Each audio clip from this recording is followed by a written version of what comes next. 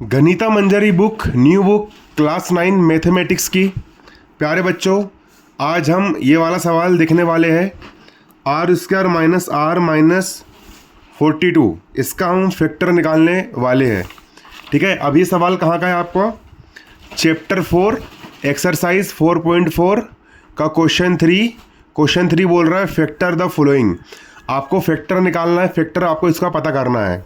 ठीक है, ये सवाल दिया है r square minus r minus 42, आपको इसका निकालना है फैक्टर। तो इस सवाल को यहाँ पर हम सोल्व करने वाले हैं। ठीक है, बहुत इजी है, आपको इसके नोट्स भी बनाते चलना है। यहाँ डाला मैंने सॉल्यूशन। इसके बाद सबसे पहले प्यारे बच्चों हम सवाल को जैसे का वैसा लिख लेंगे। ये हो जाएगा आपका r square minus r minus 42। अब लगाएंगे हम इक्वल।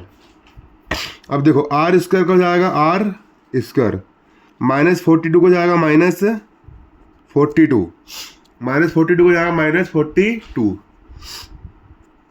अब बीच वाला जो मिडिल टर्म है, इस मिडिल टर्म को ऐसे दो भागों में तोड़िए।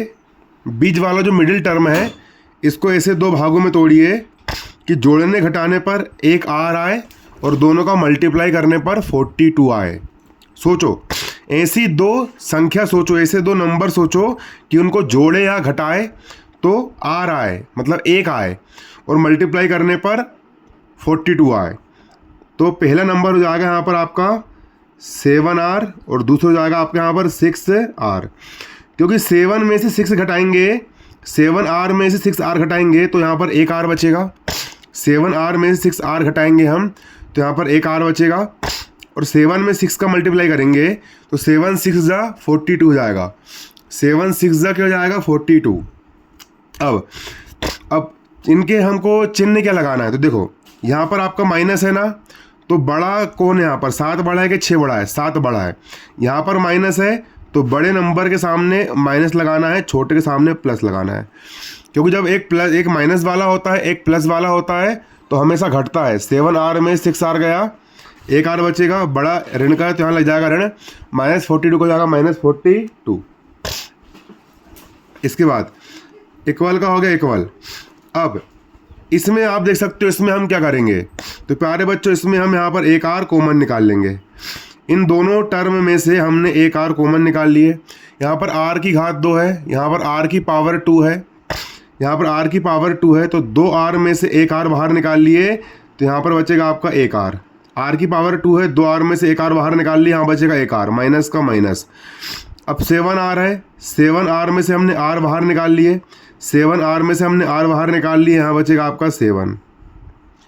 अब इन दोनों के पास से हम क्या कॉमन निकाल लेंगे? तो देखो 6 यहाँ पर भी है और 6 के टेबल में 42 भी आता है, तो यहाँ से हम निकाल लेंगे 6 कॉमन। अब 6R में से 6 कॉमन निकल गया तो यहाँ बचेगा आपका सिर्फ R।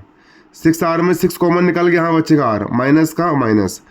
अब 42 में से हम 6 कॉमन निकालेंगे तो 6 का टेबल ऐसा पढ़ो कि 42 से आगे ना बढ़े, तो 6 7 जा 42, 6 7 जा 42, 6 7 जा 42, 6 7 जा 42।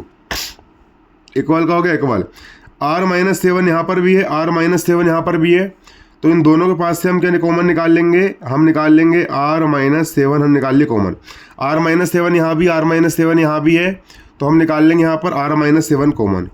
अब R माइनस 7 बाहर निकल गया, क्या बचा? यहाँ बचा आपका R, और यहाँ देखो R माइनस 7 बाहर निकल गया, यहाँ बचा आपका R, R माइनस 7 बाहर निकल गया, यहाँ बचेगा आपको प्लस का 6, और ये हो गया यहाँ पर आपका आंसर।